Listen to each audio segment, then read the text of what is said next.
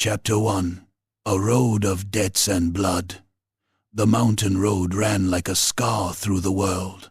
It clung to the black ribs of the peaks in narrow shelves, hacked from old stone, switchbacking above ravines, where the wind howled like damned souls, and the bones of carts whitened in the ice below.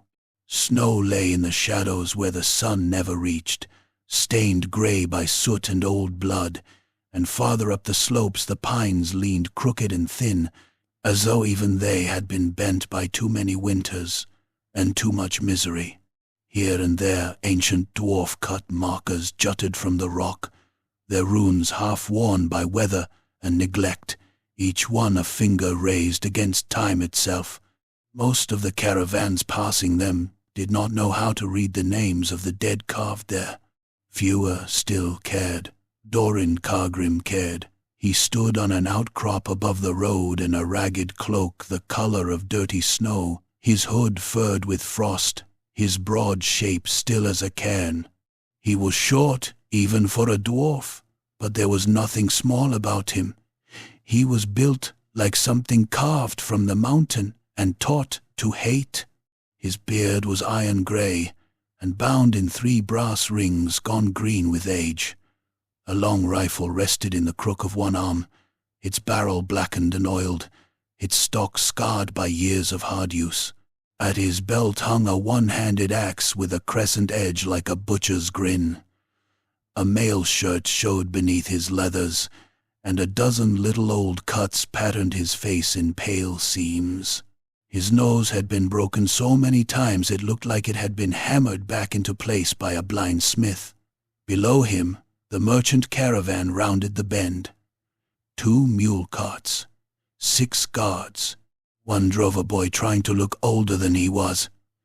The lead cart carried salt and lamp oil under a top, lashed down with stiff rope. The second carried ironware, casks, and something hidden under sacking that had enough weight to make the axle complain. A sensible caravan for this stretch of road. Not rich enough to tempt a serious warband, but worth gutting if a handful of road scum wanted to eat for the month.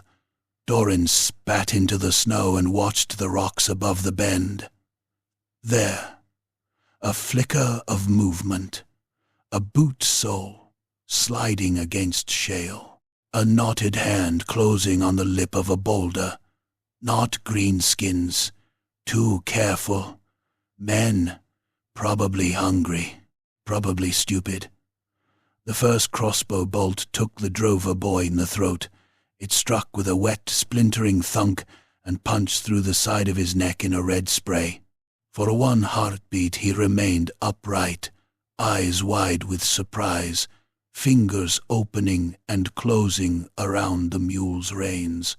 Then blood fountained down his jerkin, and he pitched backward off the cart, hit the road shoulder first, and kicked twice in the slush like a slaughtered hog.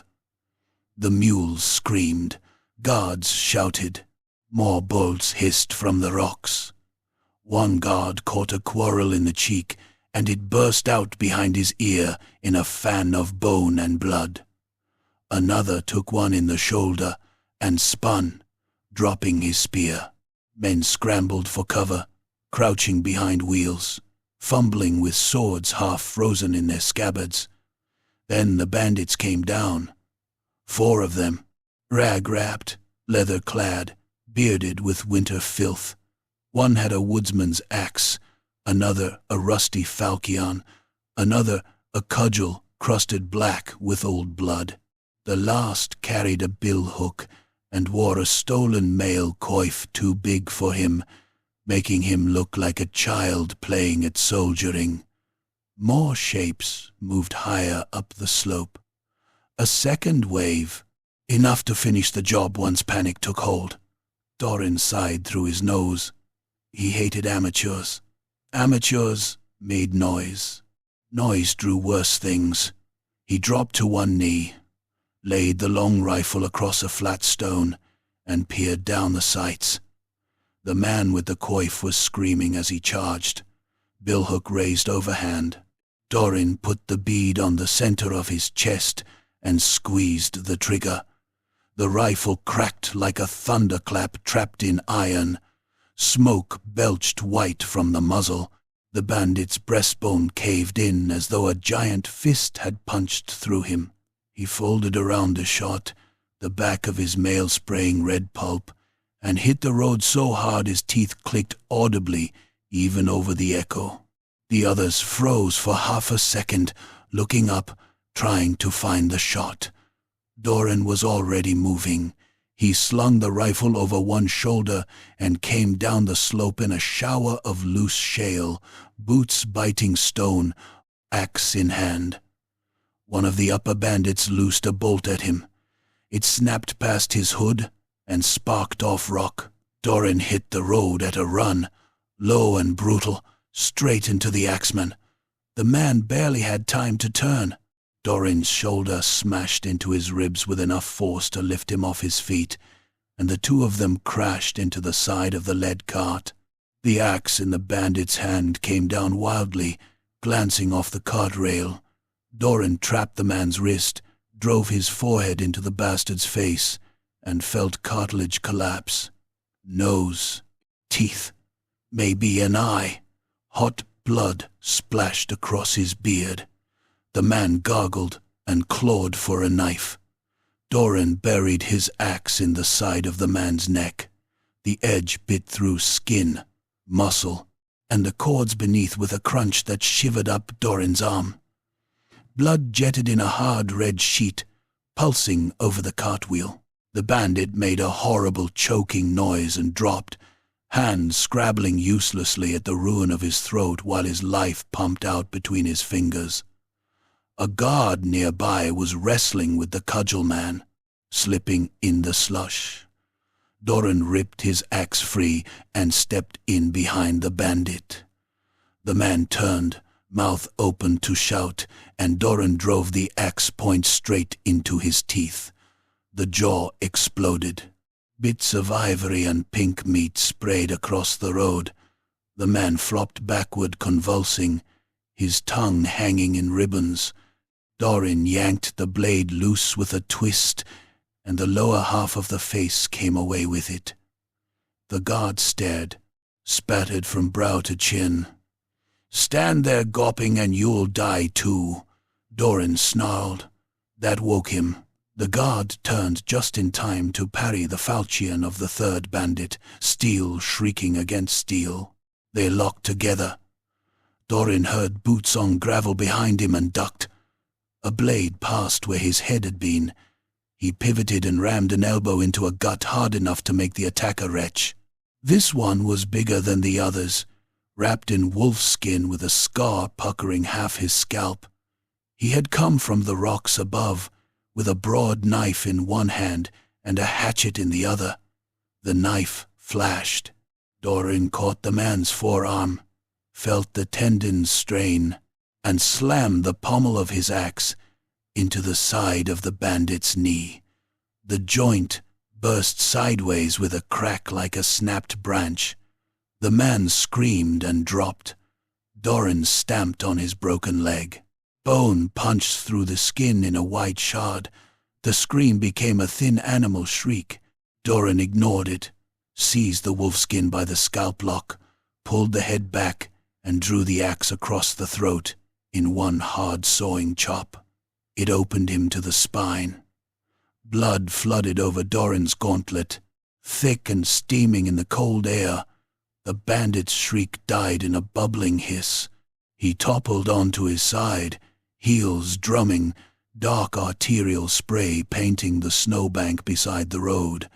The falchion man was backing away now, all appetite gone.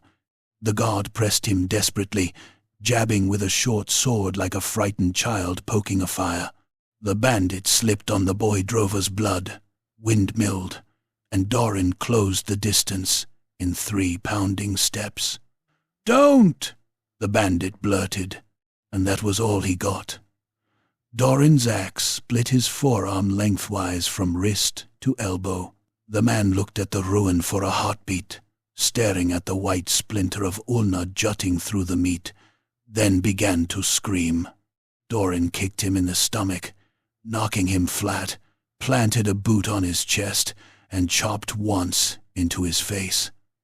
The blade entered above the brow, punched through bone, and lodged deep. One eye burst. The screaming stopped. Silence came back in ragged pieces. A mule brayed and shivered, trying to tear itself free of the traces. One of the wounded guards moaned from beneath a cart. Somewhere higher up the slope, loose stones clattered as the surviving bandits fled. Doran looked up but did not pursue. Men ran faster than grudges when fear got into them, and these weren't worth the ammunition. He wrenched his axe free from the skull and wiped it on the dead man's jerkin. The merchant emerged from behind the rear cart then, puffing and white-faced, hat askew, one hand clutching a pistol he had not fired. He was a thick-bodied man in fur-lined riding leathers, with rings on his fingers and an expression like curdled milk. "By the lady," he said. Doran gave him a stare, flat enough to crack. "Stone. Wrong gods for these mountains." The merchant swallowed. His eyes dragged over the dead, littering the road. The boy, with a bolt through his throat.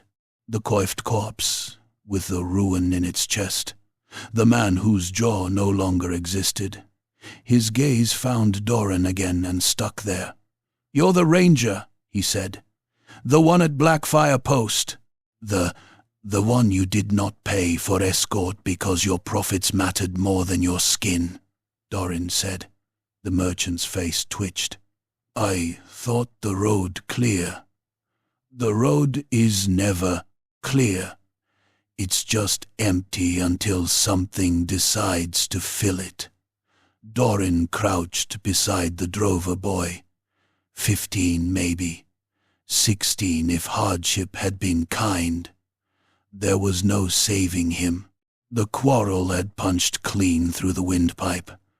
Blood still bubbled weakly at the wound, each breath shallower than the last. The boy's eyes found Doran's with the dumb, pleading terror of livestock at the block. Doran took out a long knife. The merchant stepped back. "What are you?" Doran cut the boy's throat deep and clean. The body jerked once and went still, blood running dark into the slush. Better that than choking to death, a mouthful at a time while the cold ate him.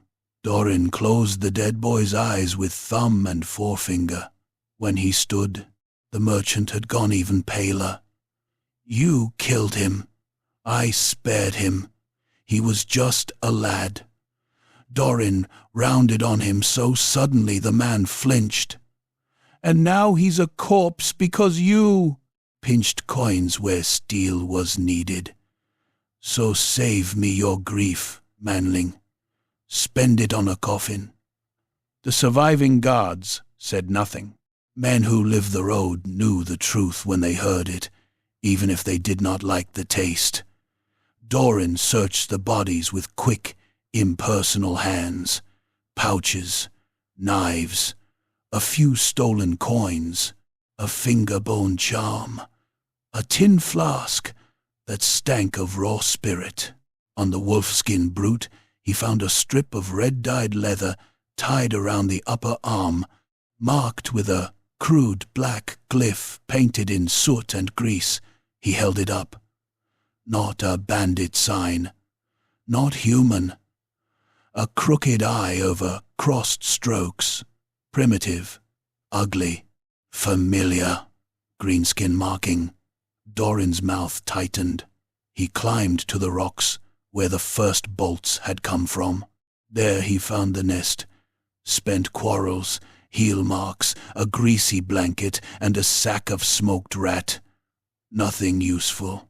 But 50 paces farther, tucked in the shadow of a leaning pine, he found what made him go still. A dwarf-made throwing axe. Old pattern, good steel. Clan runes on the haft, half scraped away. Dried blood caked the edge. Nearby lay a broken bit of mail and a patch of cloth charred around the edges, the kind worn under armor by caravan guards hired out of the lower holds. Not old, recent. He turned, scanning the heights. The mountain watched him with 1,000 blind white eyes. The merchant had clambered halfway up after him, panting already. "Well?" Doran tossed the red band to him. The man fumbled it and nearly dropped it. "What is it? Trouble?" "That tells me nothing." Doran pointed with the throwing axe toward the high passes, where the peaks hunched against the darkening sky like the backs of sleeping giants. "It tells you the men who hit your caravan had been fed courage by something uglier than hunger. Orcs mark their slaves and camp followers with that sign, not always with iron, sometimes with fear, sometimes with promises." The merchant licked his lips. "There are orcs this far down. There are always orcs this far down. The question is how many." A wind came then, knifing across the road. It carried the stink of snow, pine resin, and something else beneath it. Old smoke, wet fur, and the faint carrion tang of things that butchered for sport. Evening shadows were stretching across the cut stone markers, swallowing the runes one by one. Doran looked again at the dwarf-made axe in his hand, a dead guard from the holds, a greenskin mark on a human raider, a road growing bolder in its murders. Pieces, small pieces, but enough to feel the edge of a larger shape moving in the mountains. He had learned long ago to respect such feelings. Men with less sense called them instinct. Dwarfs called them the weight of old wrongs settling into place. Below, the guards were dragging corpses into a line. The merchant barked orders that no one listened to. Blood striped the road in black-red ribbons, running between wagon ruts and freezing at the edges. Ravens had already begun to circle. Doran descended the slope and handed the throwing axe to the nearest guard. "Yours?" The man glanced at the runes and shook his head. "No. Then someone ahead of you died badly." He slung the rifle back into his hands and looked east, where the road curled deeper into the mountains, toward the old dwarf paths and the ruined watchposts and the dark things nesting in both. The day had started with one cheap ambush. By nightfall, Doran knew the mountains would offer him work, real work, the kind paid in blood before coin. He bared his teeth in something that was not a smile. On this road, every debt was written in red. Chapter 2. The Iron Maw by Dawn. The mountain had turned iron gray, and the road beneath it looked like a strip of dirty cloth thrown over a grave. Doran left the caravan behind, with its dead wrapped in tarps and its living too frightened to complain. The merchant had wanted him to stay, to escort the carts as far as the next toll fort, and had even found the nerve to wave a purse while asking. Doran had taken the purse, weighed it in one hand, then tossed it back hard enough to make the man fumble. There were richer things moving in the heights than salt and lamp oil, richer and fouler. The red-marked bandits had not been raiding for themselves. Men seldom looked that hungry and still wore fresh boots. Someone had fed them. Someone had armed them. And somewhere ahead, a dead dwarf's axe had found its way into a human ambush. That was grudge work. He climbed off the road and into the high places where the snow lay deep in drifts and the wind clawed the skin raw from any flesh foolish. Enough to show itself. The mountain changed as he went. The pines thinned, the stone sharpened. The old dwarf road markers became more frequent, though many had been toppled or split, their carved runes defaced by green paint, soot, or axe blows. Here, an old oath stone had been cracked open and used as a fire pit. There, a way shrine to the ancestor gods had been plastered in dung and ringed with gnawed bones. Dorin stopped at each one, not to pray, but to remember. The dwarf way of wrath did not need witnesses, only memory. By midday, he found the spoor. Not a warband's full trail, not yet. This was a traffic path. Boots, clawed feet, dragged loads, sledge marks, old ash, and the spoor of wolves. Human footprints crossed over, and between the larger tracks, some limping, some bare in the toe as if the shoes had worn through. The stink around it was unmistakable. Orc musk, wet leather, wood smoke heavy with grease, a midden reek of spoiled meat and fungus beer. It floated on the cold air in greasy strands, and the further he followed it, the less the mountain smelled like stone and snow, and the more it smelled like a butcher's yard left to rot under a roof. He moved with the patience of old hatred. Dorin ranged ahead by the cut of the slopes and the lie of the rock, taking gullies, shelves, and game tracks rather than the obvious paths. He paused often, kneeling in snow or behind stone to listen. Once he heard the bark of orc laughter somewhere far off, the sound booming out of a ravine like boulders rolling together. Later, he heard a horn, low and ugly, not blown as a signal but as a boast. The mountain gave the notes back in broken echoes. By late afternoon he came to a broken escarpment, overlooking a narrow valley, and saw the Iron Maw. It had once been a dwarf outpost cut straight into the side of a black crag, half fortress and half minehead, guarding an old lateral road through the mountains. The bones of good workmanship were still visible beneath the ruin. A gate of cyclopean stone sat between two blunt towers, each faced in blocks so tight-fitted no knife should have slipped between them. Above the gate, an enormous dwarf face had been carved from the cliff itself, helm-browed and stern, the mouth opening into a high kill arch. That mouth had been broken open now, the teeth smashed away, the lips charred black by repeated fires. Greenskin timber palisades had been bolted crudely onto the old stone, forming crooked battlements hung with hides and skulls. Ramshackle watch platforms clung to the upper ledges like rot. Black smoke oozed from vents, and chimneys hacked through ancient vent shafts. At the gatehouse flew a banner sewn from flayed hides and patched cloth. A glaring red eye over black slashes, daubed large enough to be seen from half a league.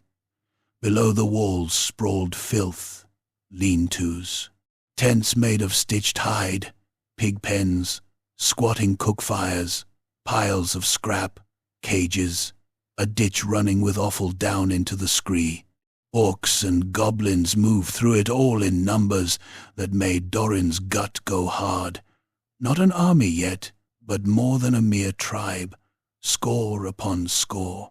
He saw broad-backed orcs shoving one another around a cookpit, smaller goblins carrying wood or being kicked for sport, two trolls chained near a cave mouth, while handlers hurled carcass bits to keep them sullen and hungry.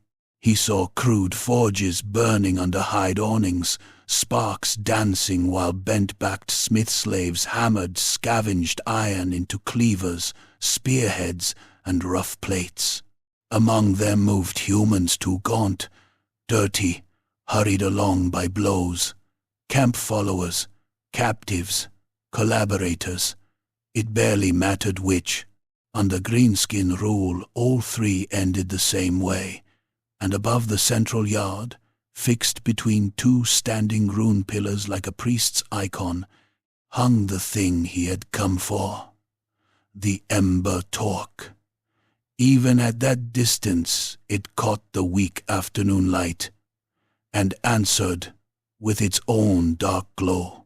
It was a great neckring of old gold bronze, thick as a wrist, forged in overlapping plates shaped like stylized flames. Runes had been chased into it so finely they seemed to shift when the eye lingered. Once it had sat on the shoulders of some long-dead clan lord, a badge of office or triumph. Now it hung over a circle of trampled earth, blackened by blood, and beneath it a knot of orcs were roaring, while two larger brutes beat each other with axes and cleavers for the amusement of the rest. Doran watched until he understood. One of the fighters, a bull-necked brute in piecemeal mail, was clearly stronger than the other. He drove his opponent down to one knee with a chop that split shoulder to collarbone and left the arm hanging by strips of skin. The wounded orc howled, trying to rise, and the victor stamped its face into the mud until the skull gave with a sound like crockery cracking. The crowd bellowed. A goblin in feathers and bones capered out with a spear, thrust it into the corpse's belly, and heaved. Steam and loops of gut spilled into the cold air. The cheering became a frenzy. Then a larger shape mounted the blood circle. He was huge by greenskin measure, broad even for an orc, one eye lost beneath a ridge of scar tissue that dragged the left side of his face into a permanent snarl. Bits of looted dwarf plate had been hammered and strapped over his shoulders and chest. A cloak of mangy wolf pelts hung behind him, and in one fist he held an axe so wide-bladed it looked more fit for splitting doors than men. As he raised it, the crowd beat weapons on shields and stamped in rhythm. Gorbad One Eye, Doran thought, though no one had yet said the name. The giant orc bellowed something toward the talk overhead. The goblin shaman beside the pillars answered, waving a staff built from a spine capped with a skull and dripping charms. Smoke flared green from a brazier at his feet and wrapped around the relic in greasy streamers. Doran felt the hair on the back of his neck stir. Not because he believed the goblin's mummery amounted to much. Goblin shamans were vermin who gnawed at cracks in the world and sometimes made those cracks wider. No, what he felt was older than superstition. He felt a relic stolen from dwarf hands being made into a totem for filth. He wanted, suddenly and deeply, to go down there and bury his axe in every skull he could reach until the haft split. Instead, he counted centuries. Rage kept a dwarf warm. It did not keep him alive. The iron maw had 3 practical ways in. The front gate was death. The lower vent shafts were too narrow for a dwarf in mail and likely trapped besides. But the upper western face, there he saw what he had hoped to see. A black seam in the cliff where the old mine workings once ran behind the outpost. A spoil slope had collapsed around it years ago, and greenskins, being lazy beasts, had put more guards on the front yard than the dead places above. Only 2 lookouts stood that side, one goblin and one half-armored orc, hunched in a niche, with a skin bottle between them. Doran backed away from the escarpment and began the long circle. Twilight had fallen by the time he reached the western face. The climb was ugly.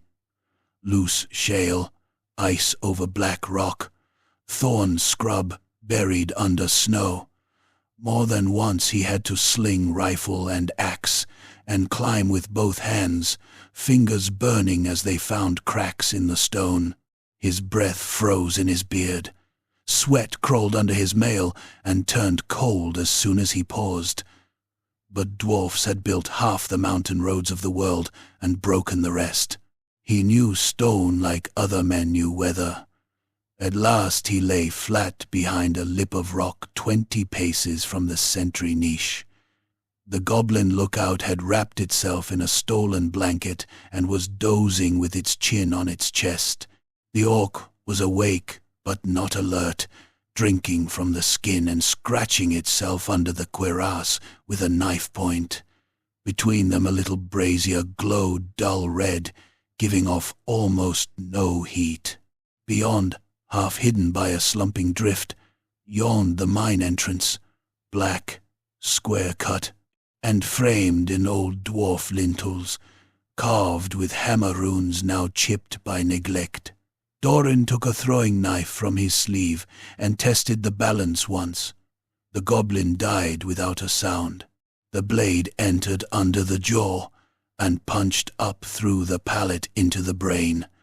Its body jackknifed, heels drumming briefly. The orc jerked round at the motion, mouth opening, and Doran came over the rock like a falling block. He hit the greenskin chest high. The skin bottle burst under them, splashing sour beer into the brazier. The orc grunted and grappled, stronger than a man, arms thick as timber. Doran drove his forehead into its tusked mouth and felt teeth shatter. The orc bit anyway, sawing broken fangs against his temple. They rolled together in the snow, snarling. The orc tried to bring the knife around. Doran caught the wrist with both hands, forced it sideways, and smashed it down against the rock until the bones in the forearm cracked. The knife dropped. The orc roared and slammed its other fist into Doran's mail, driving the breath from him. Doran tore his axe free and hacked into the inside of the orc's elbow. The limb opened to the joint. Black-green blood pumped hot over his glove. The orc howled and struck again with the ruined arm in stupid fury. Doran let it come close, then rammed the axe's beard up beneath the jaw and into the roof of the mouth. The blade punched through the back of the skull. For an instant the creature remained on its knees, eyes rolling, breath whistling wetly around steel. Then Doran ripped the axe sideways. Half the lower face came off in a spray of bone splinters, tongue, and blood.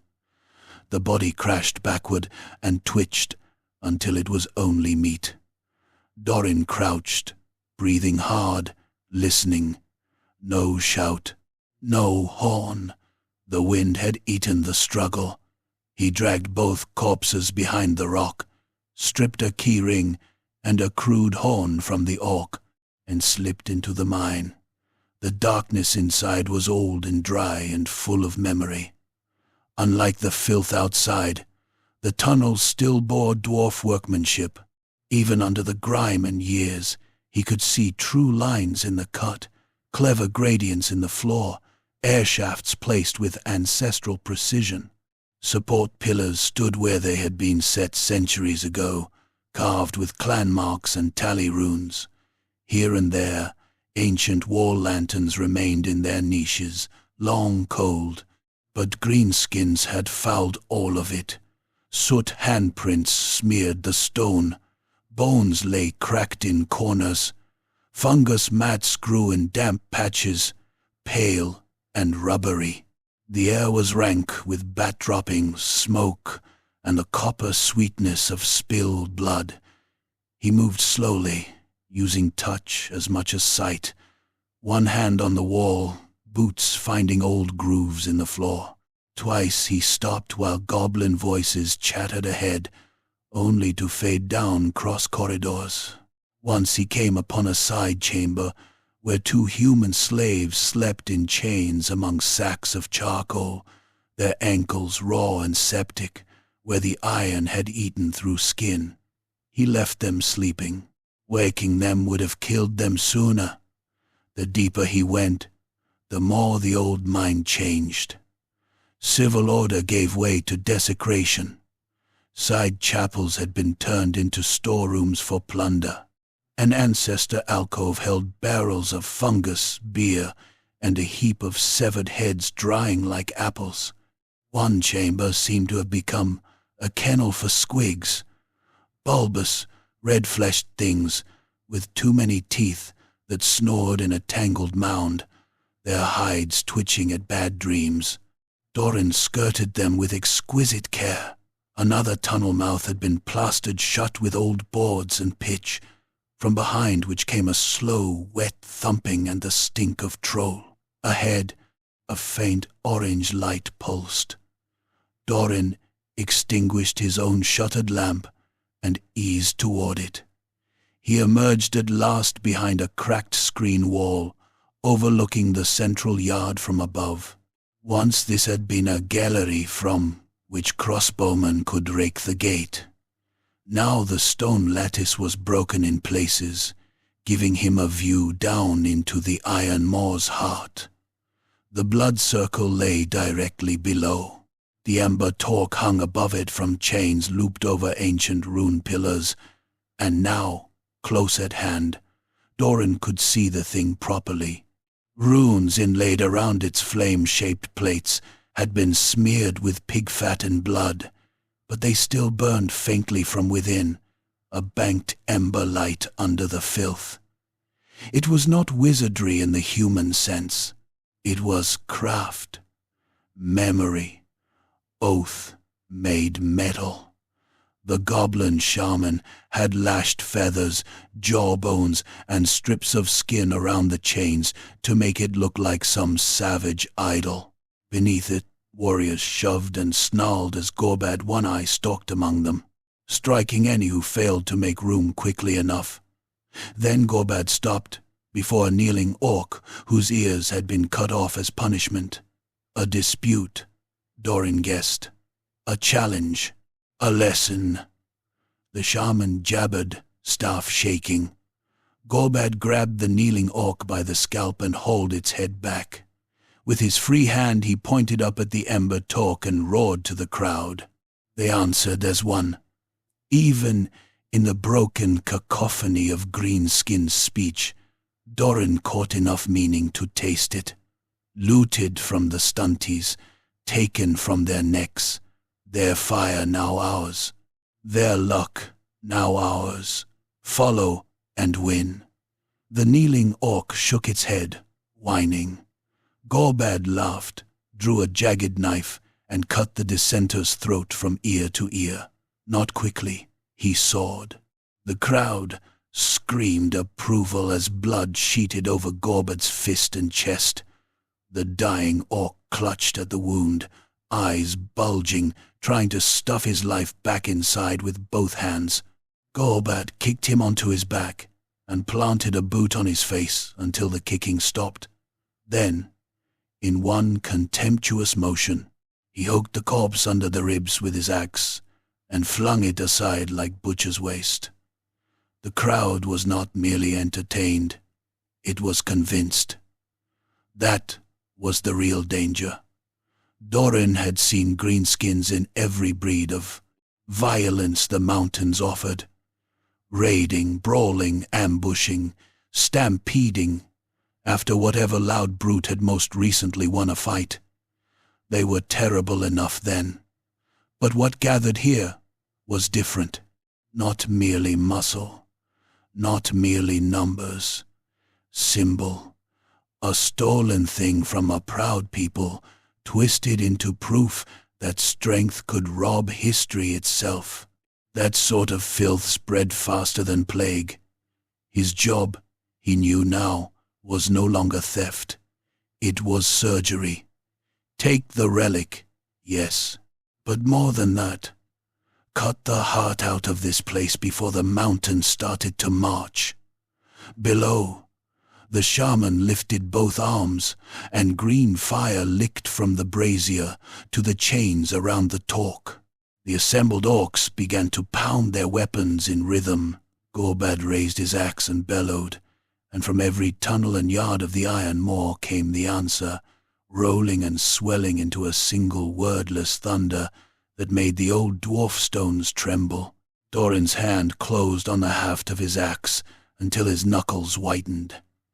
In the hidden dark above them, unseen and listening, he smiled like an executioner. Chapter 3.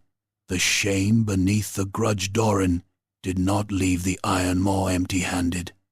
He waited in the hidden gallery above the blood circle until the chanting below swelled into a frenzy and every brutal eye was fixed on Gorbad One Eye, and a relic hanging over him like a stolen sun. Then he moved along the cracked stone screen, silent as old ash, following the gallery around to where a narrow service stair dropped behind the rune pillars. It had been built for dwarf defenders centuries before, a hidden way for crossbowmen and engineers to reach the gatehouse shrine without exposing themselves. Greenskins had found it, but they had not understood it. They never understood anything they could not smash. The stair was steep and black with crime. Doran descended into heat, into the stink of blood and wet hides and goblin incense. Below him the whole hold stamped and roared. Gorbad's voice rolled over the crowd in great, ugly bursts. The shaman shrieked between them, feeding the mob madness the way a butcher ladled slop into a trough. At the foot of the stair, behind the pillars, stood a crude little altar built from scavenged stone and skulls. Around it lay scraps of parchment, rune shards hacked from older carvings, bowls of gore, and a rack of trophies, teeth, finger bones, severed ears, a pair of dwarf braids dried stiff with old blood. Doran's jaw clenched so hard it hurt. He found what he needed almost at once. A strip of hide had been stretched on a frame beside the altar, and on it someone had daubed a rough map in charcoal and blood. The mountain road, the toll fort, the caravan path, the old switchback pass beneath Blackfire Ridge. Crude, ugly, but clear enough. Marks clustered at water sources and choke points. Raid signs, assembly signs. A great red eye had been painted over the lower pass that opened toward the richer roads of men. This was no rabble dreaming of war around a cook fire. This was preparation. Doran ripped the hide from its frame, rolled it tight, and thrust it under his cloak. A sound behind him made him turn. One of the goblin attendants had slipped around the pillar with a bowl in both hands, perhaps coming to smear more filth on the relic chains. He'd stopped dead at the sight of him. Its yellow eyes bulged. For one absurd heartbeat, the two of them simply stared at one another. Then the goblin opened its mouth. Doran crossed the space in a single lunge and seized its face in one hand. The scream came out as a wet squeal between his fingers. He drove the knife up under the ribs, angled for the heart, and felt the point grate against bone before punching through. The goblin convulsed, its bowl tumbling and spraying half-clotted blood over the altar stones. Doran twisted the knife and yanked it free. A stink like opened guts hit the air. The little creature sagged, kicking weakly. He lowered it to the floor, but its clawed hands were still scrabbling, its ruined lungs still trying to whine. He cut its throat to the spine. The chanting outside did not falter. Doran stepped over the corpse and started back for the stairs.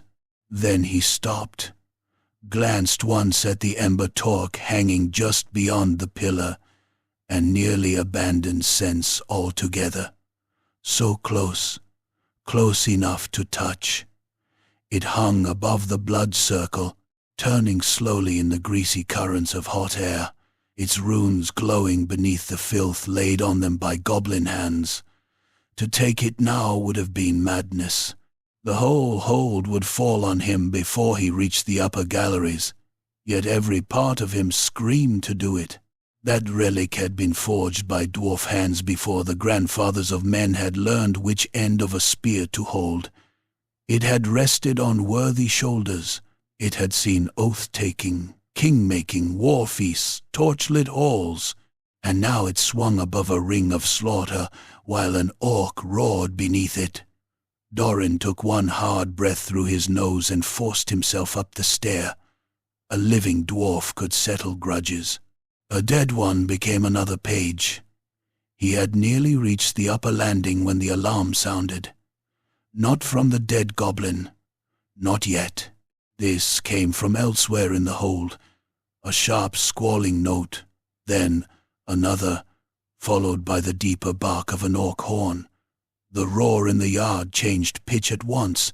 No longer celebration, but agitation. Boots thundered on stone. Somewhere to his left, a voice shrieked in panic, then cut off so abruptly it could only have been under a blade.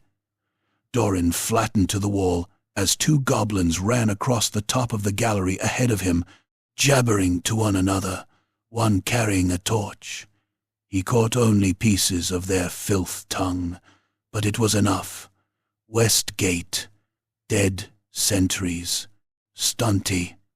They had found the bodies outside. He let the first goblin pass, stepped in, and broke its neck with both hands. The spine cracked with a dry wooden pop.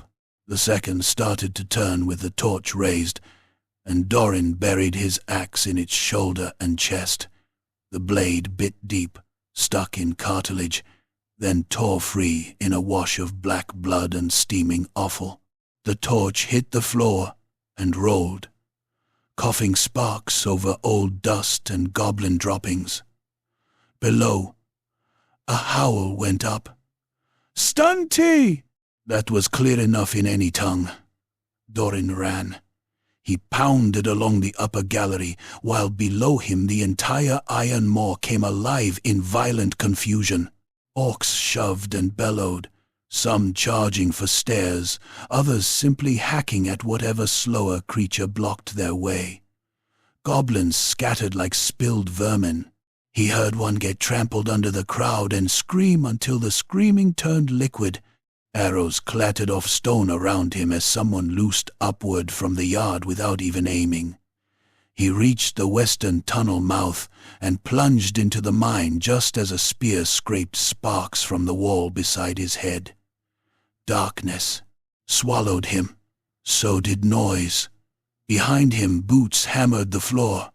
Goblin feet pattered. An orc voice boomed commands that echoed in 5 directions at once. Doran took the first side turn he saw, then doubled back through a vent cut and dropped into a lower drift where the air tasted of old dust and stagnant water. He moved by memory and instinct now, trusting the old geometry of dwarf workings more than his own eyes. Twice he passed dead ends.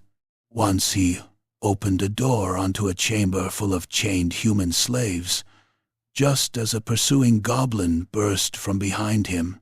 Doran smashed the creature's face into the doorpost, crushing one eye into jelly, then chopped down through skull and teeth. The slaves shrank from him, silent and wide-eyed, as blood crawled around his boots. He left them the goblin's knife.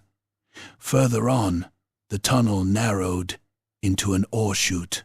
He slid down it on one shoulder, mail shrieking against stone, and came out in a fungus cellar where 3 goblins had been sorting sacks.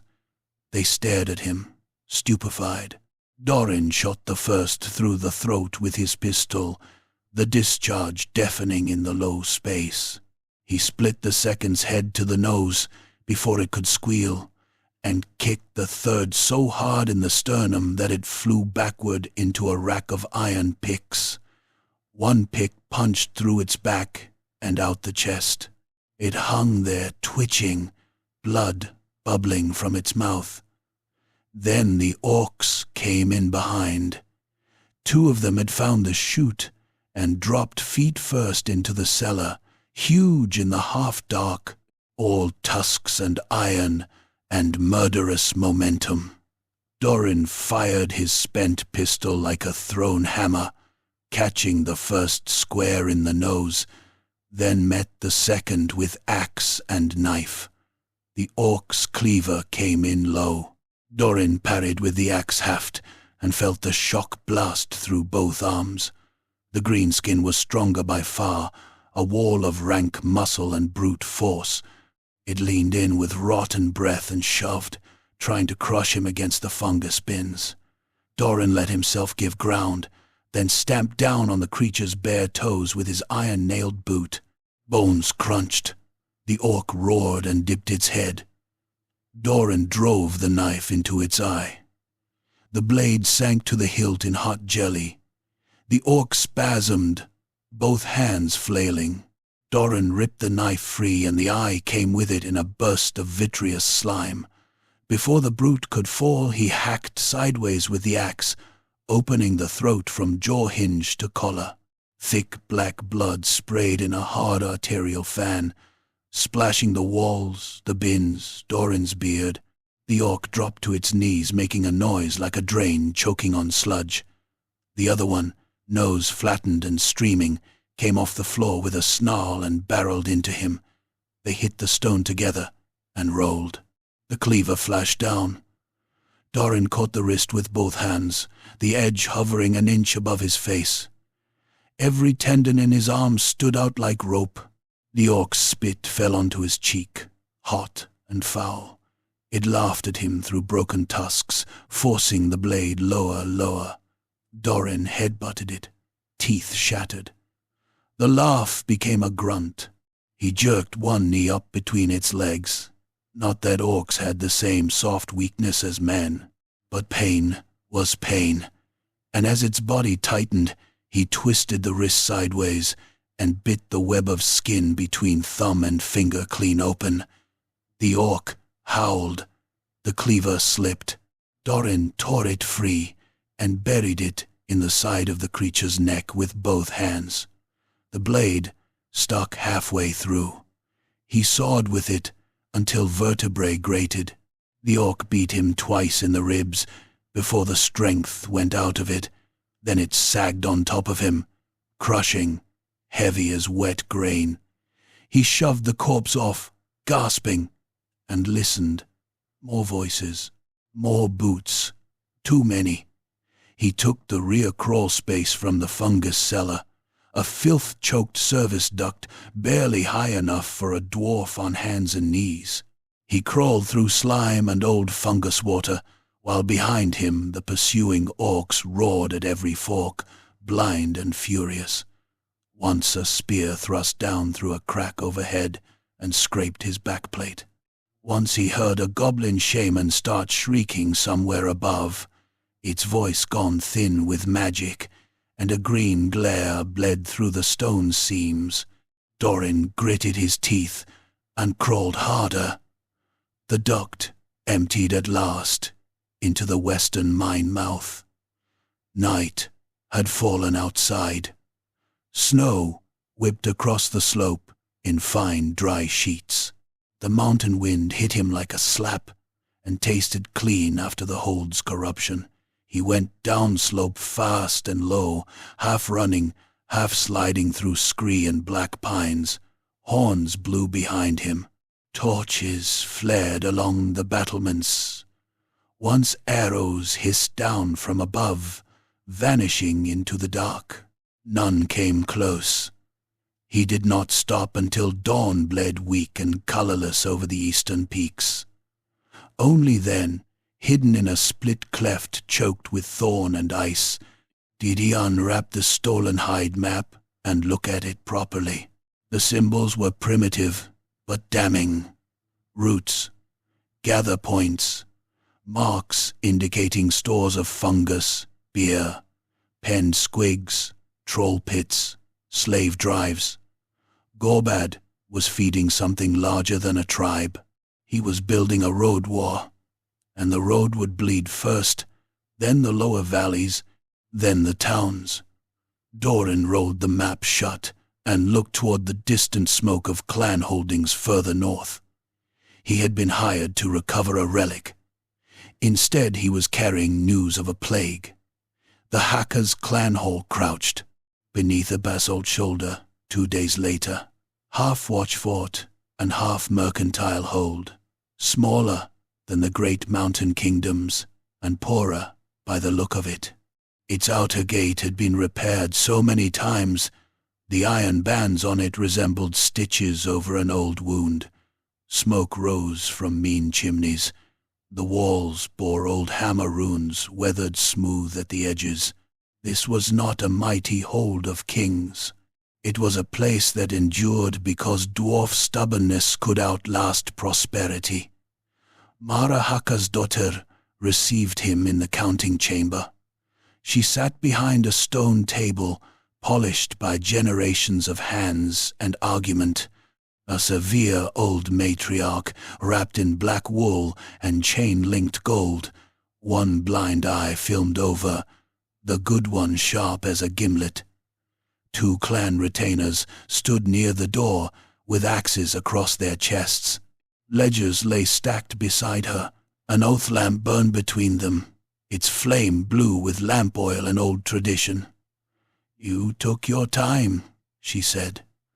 Doran dropped the rolled hide map onto the table. It slapped wetly against the stone, still stained where goblin blood had dried on it. "Your heirloom is hanging over an orc blood pit while a warlord uses it to build a wa." For the first time, the old matriarch's face moved. Not surprise, not fully, recognition. That was enough. Doran's eyes narrowed. "You knew more than you told me." Mara's fingers rested on the map but did not unroll it. "I knew the relic had weight. You knew why." "Silence!" the oath lamp hissed softly. Doran stepped forward until the table stood between them like a challenge stone. "I crawled through that filth pit. I saw the signs. I saw the old work beneath the muck. The iron maw was ours once, wasn't it? Hacker's stone. Hacker's dead under those walls." One of the retainers shifted uneasily. Mara's good eye flicked to him, and he froze. "At the fall of Barak Varnhild," she said at last, each word clipped and cold. "My mother's mother's line held the western gate." "There it is," Doran said. "Now the truth." The old matriarch's jaw worked once. Supplies were gone. The outer galleries were lost. Greenskins were already inside the lower shafts. The Thane was dead. Her ancestor made a bargain. Doran stared at her. Mara continued as if cutting rot from a carcass. "A gate secret, traded for safe passage for the bloodline. The ember torque, given as pledge that the bargain would hold. It did not. The hold fell anyway. Our people died anyway. But some of the line escaped, and with them the shame." The words settled in the chamber like poisoned smoke. One of the retainers looked physically ill. The other gripped his axe so hard the knuckles showed pale beneath the skin. Doran laughed once, without mirth. "You sent me after a stolen heirloom," he said. "But the real theft happened generations ago." Mara's mouth hardened. "We bought the relic back. That stopped him." "What?" "A human collector in the foothills acquired it from grave robbers or mercenaries or some other carrion breed. We traced it, paid for silence, and return. It was being moved under guard to be restored to the hold when Gorbad's raiders struck the caravan." Memory clicked together in Doran's head. The merchant, the hidden weight under the sacking, the dead dwarf guard gear, the greenskin-marked bandits. Not chance, leak, hunt. Someone had known exactly what that caravan carried. You wanted it back on your shoulders before rival clans learned where it had truly been. Mara did not deny it. Outside, somewhere deeper in the hold, a forge hammered in slow, measured blows like a judge tapping sentence. "You lied by omission," Doran said, "and now the mountains will pay for your vanity." The old matriarch's good eye flashed. "Mind your tongue, Ranger. My line carries enough disgrace without being lectured by a sellsword with snow in his beard." Doran leaned across the table until the lamplight showed every scar in his face. "I am not lecturing you. I am telling you your private shame has grown legs and tusks. Gorbad is not waving that talk because it is pretty. He is using it as proof that dwarf honor can be stolen and worn. Every half-starved tribe in the range will come to him for a share in that lie." Mara looked at the hide map at last. Her fingers unrolled it. As the crude markings spread over the stone, the last color drained from even her hard face. "How many?" one retainer whispered. "Enough," Doran said, "and growing." For a long moment, no one spoke. Then Mara lifted her chin. Pride was still there. Pride and fear braided so tightly even she could not tell them apart. "We seal the lower roads," she said. "Send word only to bloodkin. Quietly. No need for panic." "No," Doran said. Her head snapped up. "No?" she repeated. "No." He jabbed a thick finger at the painted passes on the map. "Seal the roads, and you trap traders, drovers, pilgrims, every fool slow enough to believe the mountains still belong to law. Send word only to kin, and you'll have a fine, tidy clan honor, while Gorbad tears open the low passes and drowns the valleys in refugees and corpses." The chamber went very still. Mara spoke in a voice like drawn wire. "You forget yourself. Doran did not move. You hired me to fetch property," he said. "I declined the contract." That got a reaction. One retainer took a step forward, axe lifting. Doran turned his head just enough for the old soldier to see what waited in his eyes. The retainer stopped. Mara rose slowly from her chair. Not towering, she was old, and smaller than him, but terrible in the way only dwarfs could be. When old Wrath stood up to speak. "If you walk out with this knowledge," she said, "you damn my line." Doran bared his teeth. "Your line damned itself when it traded stone for breath." The slap of her palm against the table cracked like a pistol shot. For one instant he thought she might order his death then and there. He almost hoped she would. It would have made things simpler. But Mara Hackesdotter was not a fool, whatever else she was. She looked at the map, at the old lie spread open in blood and charcoal, and she understood at last that murder would not fix the mountains. "What will you do?" she asked. Doran took up the map. "What I was paid for?" he said. "I'll settle the grudge." He left the hold before sunrise, with no blessing and no escort. By noon he had found Fenric Holst at a roadhouse beneath the south ridge, dicing with smugglers and cheating them with enough finesse to stay alive. The human road warden looked up as Doran entered, took in the blood stains still ground into mail and cloak, and wisely put the dice down. By dusk they had 3 mules, a cart of blasting powder bought on stolen credit, and 2 Kislevite sellswords drunk enough to be brave. By the next night Doran had added more. A one-eyed dwarf engineer pensioned off after half his face had been burned away at a cannon breach. A brother and sister from the charcoal pits, whose father had been fed to goblin squigs. 4 road guards from the massacred caravan's wider company, hard men with grief curdled into anger. 2 hunters from the high pine hamlets who knew the gullies and deadfalls above Blackfire Ridge. A priest of Grimnir stripped of his temple and spoiling for a death worth having. They were not an army. They were what the mountains had left. Doran gathered them in a ruined watchtower where snow blew through the arrow slits, and an old signal brazier stood rusted in the center of the floor. He spread the hide map on a barrelhead and showed them the marks. He told them what hung in the iron moor. He told them what Gorbad intended. He did not mention Mara's shame. That debt was not his to spend yet. When he finished, no one spoke for a time. At last the burned engineer grunted, "Not enough of us." "No," Doran said. The priest of Grimnir smiled through his beard. "Good.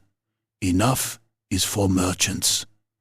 A rough laugh went round the chamber. Doran looked at each of them in turn, at the scarred faces and missing fingers and cracked mail, and all the small meannesses of survival the world had carved into them. Not heroes, never that. Merely people with nowhere left to step back to. "We do not meet the Wag in open ground," he said. "We gut it in the pass. We blind it, starve it, blow its feet off under it, and drown the rest in stone." Fenric nodded slowly.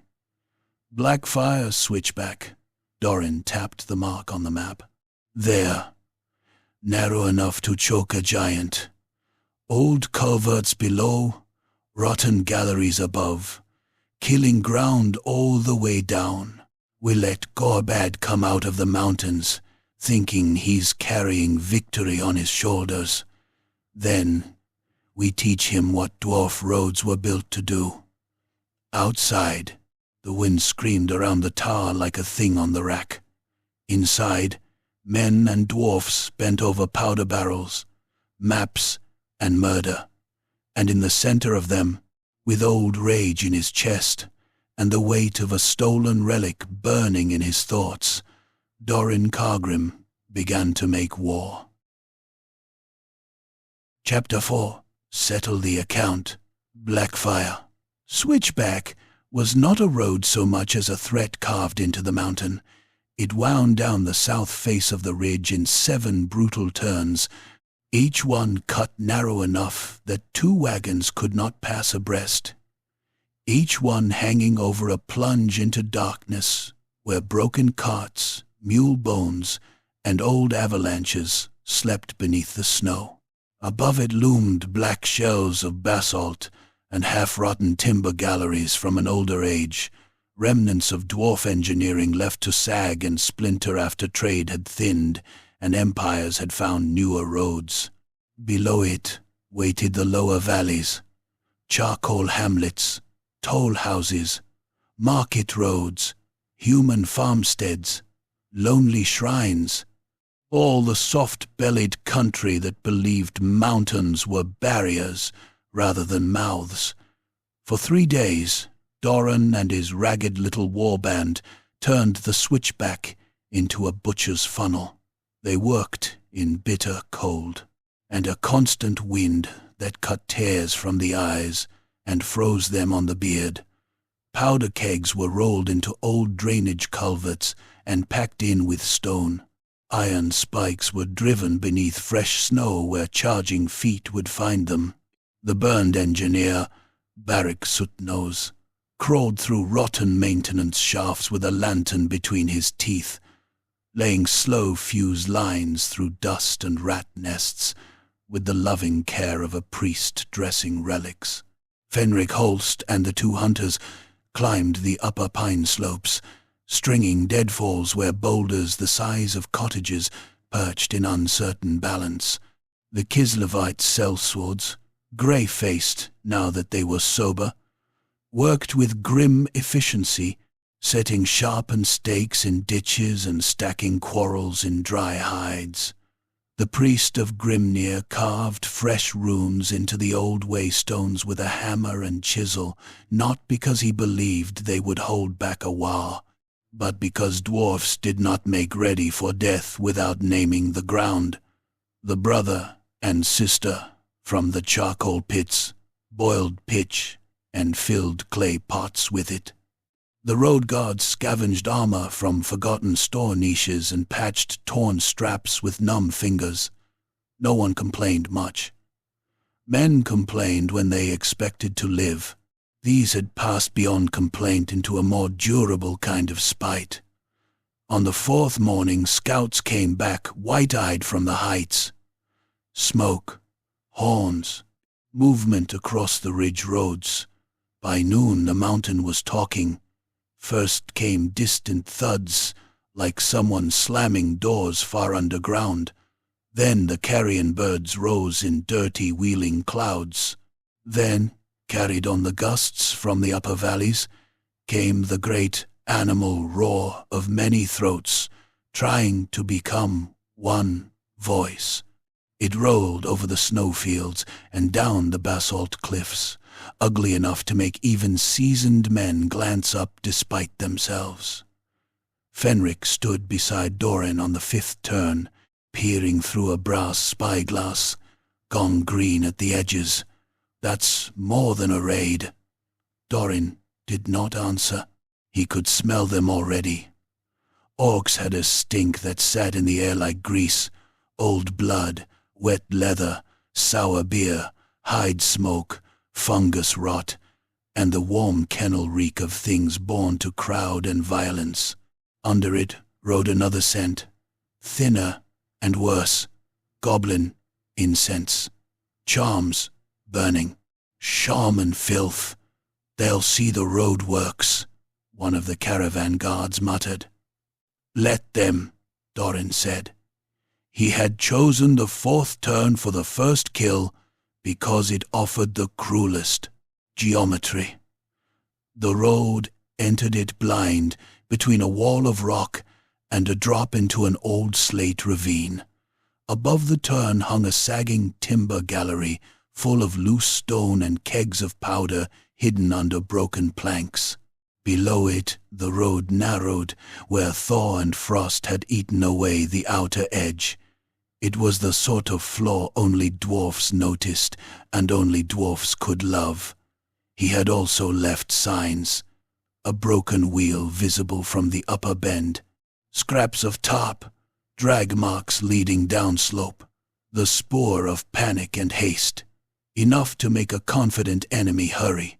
By the time the first greenskins appeared, dusk had stained the snow violet and iron. A knot of goblins came skittering around the high bend with wolf-hide caps flapping and short bows in hand, yelping to one another as they ran. Behind them pounded larger shapes, shouldering and cuffing them aside. Orcs in scavenged mail, with hacked shields and cleavers, tusks slick with spit. Then more and more the road filled, a tide of filth pushing downhill with the ugly eagerness of creatures who believed prey and plunder waited just beyond the next turn.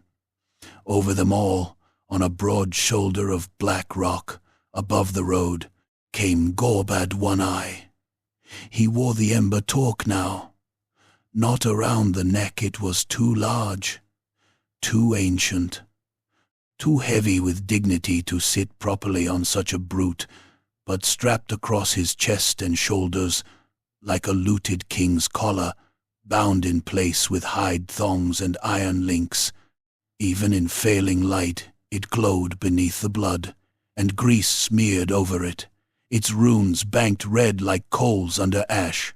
The sight of it on him made Doran's vision narrow. Beside Gorbad capered Snagrit Ashtongue, feathers thrashing in the wind, staff rattling. Green smoke, coughing from the mouth of a brazen idol, hung at his belt. Wherever the shaman pointed, goblins shrieked louder. Wherever Gorbad raised his axe, the orcs below him surged as if jerked on a chain. They were not merely raiding. They believed that was what had to die. Doran raised one gauntleted hand. Every man and dwarf hidden along the switchback became still. The goblin vanguard reached the broken wheel. They prodded it, jabbered, spread out. One peered over the edge into the ravine and saw nothing but dark. Another found a trail of blood leading onward. The blood of slaughtered goats, poured from a skin half an hour earlier, and screamed with excitement. The first rank rushed the corner. Dorin dropped his hand. Barik, Soot-Nose, touched the fuse. The mountain opened its jaws. The blast came up through the road with a red-white flash that turned the dusk naked for one blind instant. Stone leapt. Timber burst. The outer edge of the turn disintegrated in a roar of powder and fractured slate. Goblins vanished. Orcs became black shapes in the fire, and then pieces of meat and armor and screaming. The road bucked like a living thing. A whole wedge of greenskins pitched sideways into the ravine, flailing as they fell, bouncing from rock to rock in sprays of blood and shattered bone before the dark swallowed them. The sagging gallery above collapsed half a heartbeat later. Boulders, beams, powder barrels, and rotted planks crashed down onto the packed ranks behind the blast. One barrel burst among them with a deeper, duller whomp, hurling limbs and heads against the cliff face. Orcs, who had been roaring victory a moment earlier, were suddenly on fire, or crushed flat, or trying to claw themselves out from under friends and splintered timber, while their guts slipped steaming through their fingers. Then Doran's shooters opened up. Crossbows snapped from slit positions in the rocks. Fenric's long gun boomed from the upper pines. The two Kislevites fired together from behind a dry stone wall, dropping a goblin standard-bearer and the brute behind him with neat holes through eye and throat. The road guards hurled javelins into the confused mass below. One struck an orc in the mouth and punched out through the back of the neck in a shower of broken tusks. For a moment the Wa recoiled, then Gorbad bellowed. Even wounded and half-buried, the greenskins answered him with renewed frenzy. They shoved the dead aside, trampled the burning, climbed over their own crush to come on. Goblins scampered through cracks and along the cliff base like vermin seeking any gap. Orcs with shields locked together and tried to bull through the rubble. Snagrit shrieked in his filthy tongue, and green fire streaked from his staff into the roadworks, bursting clay pots and setting pitch ablaze in slick waves. "Second line!" Dorin roared. They fell back to the fifth turn in practiced disorder, abandoning bodies and spent positions. Behind them the brother and sister, from the charcoal pits, lit the next fuse and ran bent double, while arrows hissed around them. A goblin on a wolf burst from a side path, jaws slavering, and nearly caught the girl before the priest of Grimnir stepped out from behind a waystone and stove the beast's skull in with a two-handed hammer. Teeth and brain matter sprayed across the snow. The rider loosed blindly as it fell. The arrow took the priest in the upper arm, punching through mail. He broke the shaft, snarled a prayer that sounded like a curse, and kept swinging. The second blast was smaller but crueler. It did not destroy the road. It sheared the supports from a rotten gallery overhead. The whole black structure folded down onto the advancing greenskins like a collapsing gallows, burying shield-bearers and goblins beneath a rain of beams studded with old iron spikes. Doran saw one orc pinned through both shoulders to the road by a shattered support, screaming and trying to tear free while others ran over him. Another took a beam across the knees. Both legs folded backward, and he crawled onward with his entrails spilling from where the splintered timber had ripped him open. Still they came. A way did not stop, because it bled. It only grew angrier. The fight at the fifth turn became handwork. Goblins reached the rock screens first, swarming through gaps with hooked knives and short spears. Fenric shot one through the cheek and kicked another off the edge, but a third got in close enough to slash his thigh open. He dropped to one knee and stabbed upward under its ribs, feeling the little body writhe on the blade. Nearby, one of the caravan guards was dragged down by 3 goblins at once. Doran heard the man screaming as they hacked at his face and groin with chattering frenzy. Doran reached them too late to save him. He solved the problem anyway, taking one goblin's arm off at the shoulder, splitting another from crown to nose, and stamping the third skull against the rock until the eye popped free and hung on a cord of flesh. Then the orcs hit. The first one over the barricade carried a smithing hammer in both hands and swung it in great lunatic arcs. It caught a Kislevite across the collarbone and smashed him flat, driving splintered bone through mail and skin. The man hit the ground, gagging blood. The hammer rose again.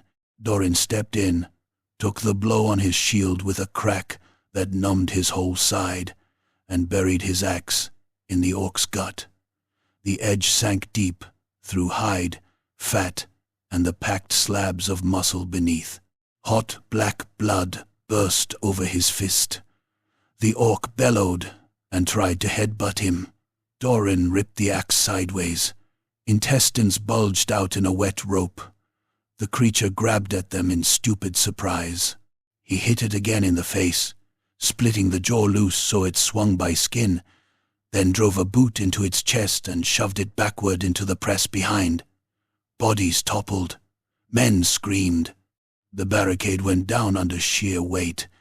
After that there was no line, only killing. The switchback became a butcher's lane where every yard of stone had to be paid for in teeth. Doran fought in a storm of powder, smoke, torchlight, and flayed throat noise, his world reduced to impacts and blood heat and the iron taste of his own breath. He split one orc from ear to collar, felt the axe bind in vertebrae, abandoned it, and drew the long knife to gut another under the ribs. A cleaver carved a furrow across his mail and bruised him to the bone. He answered by stabbing into the attacker's armpit and sawing until the arm came half free. Someone, human or goblin, he never knew, slipped in the gore underfoot and went over the outer edge, shrieking all the way down. Barik Sutnose died laughing. The burned engineer had stayed too long by the fuse nests, trying to light a final powder string after goblins reached the culvert mouth. They swarmed him, stabbing with rusted blades. He managed to trigger the charge anyway. The culvert blew in a gout of fire, taking him, 6 goblins, and half the road edge with it. Doran saw him for an instant in the blast light, beard aflame, face already ruined, and made beautiful by spite, laughing like a forge had learned joy.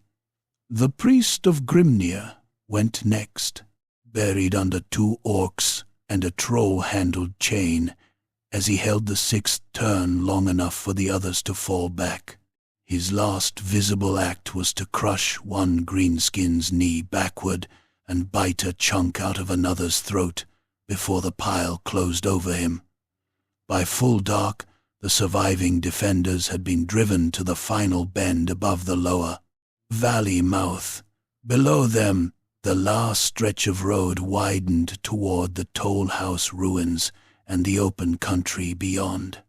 If Gorbad broke through here, nothing stood between the Wa and the soft lands. Doran counted who remained. Fenric, limping and blood to the boot. The charcoal sister, soot-faced and shaking, with one last pot of pitch. 1 Kislevite, missing 2 fingers. 2 road guards, one half-blind from a split scalp. The charcoal brother, arm hanging useless, and Dorin, not enough, never enough. Across the ruined turn, through drifting smoke and the wavering light of burning pitch, Gorbad advanced at last in person. He came over the piled dead like a siege engine on legs, knocking lesser greenskins aside to clear his way. The ember talk burned across his shoulders. Blood human, dwarf, goblin, orc, it no longer mattered, had dried black over his armor. One eye glared from its socket like a coal in a furnace. In one hand he carried the vast axe, in the other a shield made from a hammered dwarf door, still showing half a clan rune beneath dents and gore. Snagrit skipped in his wake, shrieking and coughing green sparks. The shaman's face painted with blood to mimic runes it did not understand. Around them the remaining greenskins stamped and hammered weapons on shields, building that same brutal rhythm Doran had heard in the Iron Moor. Gorbad pointed his axe. "Stunty!" he roared, the word thick with triumph. Then he thumped the ember talk with a mailed fist. "Ours!" Doran stepped out alone into the center of the road. Behind him, Fenric began to say something. Doran silenced him with a lift of 2 fingers. He took off his cloak and let it fall. Blood had dried black in the rings of his beard. One side of his mail hung torn. His shield was cracked. He looked, even to himself, like something dug out of a battlefield cairn and told to walk. "Come, take the account." "Then," he said. Gorbad needed no more invitation. The orc charged with horrifying speed for something so large, boots hammering sparks from stone. The axe came overhand, aimed to split dwarf and road together. Doran jumped aside at the last instant. The blade struck the rock where he had stood and bit deep, sending chips whistling. Before Gorbad could wrench it free, Doran chopped low at the knee. The orc's shield dropped in time. Axe edge shrieked off iron-banded wood.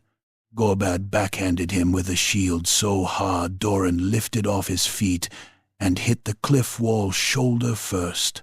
Pain lit his left arm in white lightning. Gorbad ripped his axe free and came again, laughing. They traded blows in the narrow road while both sides watched, screaming for blood. Gorbad fought like a storm, brutal, direct, trusting sheer power to crush technique flat. Doran gave ground in measured steps, letting the bigger creature spend itself in violence. He caught one downward hack on the shield and felt the boss crack entirely. A second split it in half. He threw the remains into Gorbad's face and drove his knife into the orc's thigh up to the hilt. Gorbad roared and smashed him with the axe haft. Doran spat blood and nearly went to a knee. The orc seized the front of his mail and lifted him one-handed. Up close, the stink was choking. Blood, fungus, rot, hot rage. Gorbad snarled into his face and struck the ember talk with his fist again, as if to show who owned it now. That was the mistake. Doran let go of the axe, snatched the chain thong binding the relic, and hauled with every thick knot of dwarf muscle in his body. The old leather, stiff with heat and gore, snapped free on one side. Gorbad lurched in surprise. Doran headbutted him square in the ruined eye ridge, then drove his thumb into the soft ruin where the eye had once been. Gorbad screamed. Doran tore the knife from the orc's thigh and slashed the remaining straps. The ember talk came half loose, tangling under Gorbad's arm. In that instant of imbalance, Fenric fired. The shot struck Gorbad high in the shoulder, not enough to kill, but enough to turn him. Doran seized the moment, snatched up his fallen axe, and hacked into the back of the orc's knee with both hands. The joint burst, bone punched through green flesh. Gorbad went down on one leg, with a roar that shook snow from the cliff above. Doran climbed onto him like an executioner mounting a block, locked one arm around the brute's throat, and dragged the axe edge across the front of the neck. The hide was thick. The muscle was thicker. He chopped again. This time the blade bit deep enough to open arteries. Blood erupted in black-red jets over both of them, hot as bathwater in the freezing air. Gorbad thrashed, smashing Doran against the stone, but the strength was going out of him fast. Doran rode it, sawing, hacking, feeling cartilage grind and vertebrae resist and then begin to give.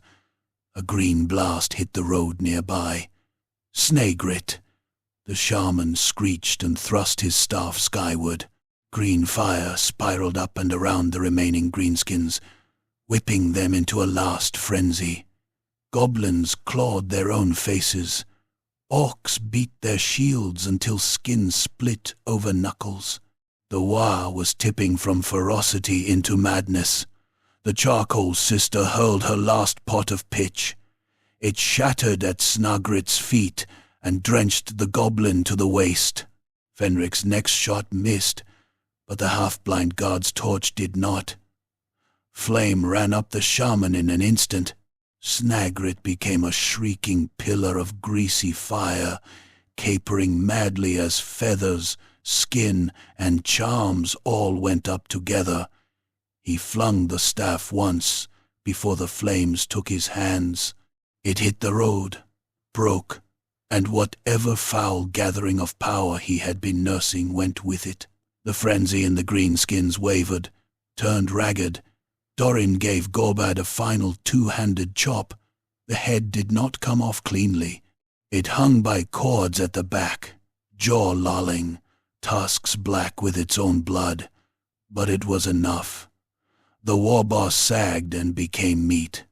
For one beat of silence, every watching greenskin saw it. Saw their boss kneeling in blood. Saw the stolen relic sliding from his shoulders. Saw the stunty standing over him like an old curse made flesh. Then the mountain took its due. The hunters above Blackfire loosed the last deadfall. The boulders came down not on the defenders but on the road behind the greenskins, sealing the switchback in a thunder of stone and broken snow. Panic punched through the remaining orcs. Some charged. Some tried to turn and found the way choked. Some simply started killing whatever was nearest, as greenskins always did when fear and rage lost their shepherd. Doran seized the ember torque in both hands. Even slick with blood, it was warm. Not with goblin trickery, with memory, with craft, with the long endurance of things made properly. He lifted it high. "Look well!" he roared, not to the greenskins, but to the dwarfs and men behind him, and to the listening mountain itself. This was lost once to cowardice and silence. No more. His voice carried strangely in the broken pass, bouncing from stone to stone, until it sounded as if a dozen dwarfs had spoken with him. Fenric stared.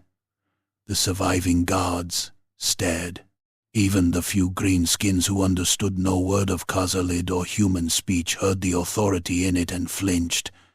Doran cast the torque, not back toward any clan hand, but onto the old roadside shrine at the Ben's inner wall, a cracked ancestor stone, half buried in drift and grime. It landed there with a deep bronze ring that cut across the noise of battle like a bell. "Let every oathbreaker see it," he said. "Let every roadman know what was paid here." Then he turned and finished the work. What remained of the fight was slaughter in fragments. Leaderless goblins tried to flee over the edge and vanished, shrieking into the dark. A troll broke its chain and lumbered downslope, only to tread onto one of Barrick's last buried charges.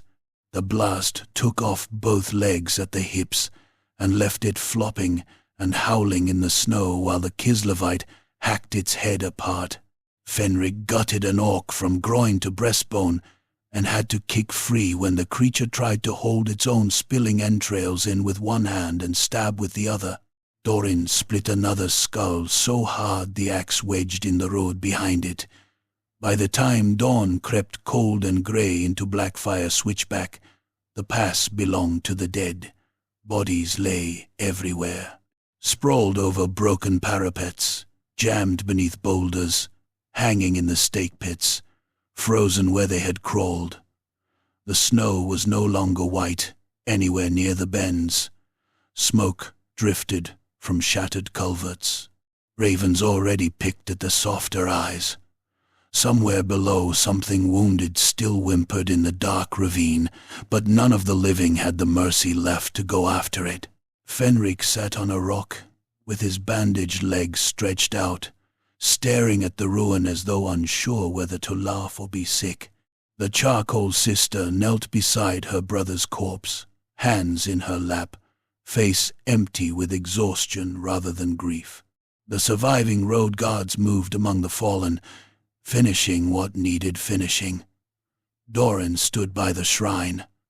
The ember torque rested on the cracked stone, washed as clean as he could manage, with melted snow and bloody hands.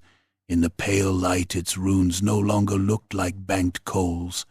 They looked like what they had always been, the patient glow of old workmanship refusing to die.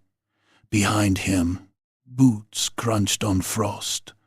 Mara Haka's daughter had come with a late party from the clan hold, too late for the battle, just in time for the reckoning. She wore mail under mourning black wool and carried no weapon visible, though dwarfs of her age rarely needed to advertise the sharpest thing about them. Her remaining eye took in the dead, the ruined pass, the relic on the shrine, and finally Doran himself. "You should have brought it to me," she said. Doran did not turn at once. No. A long silence followed.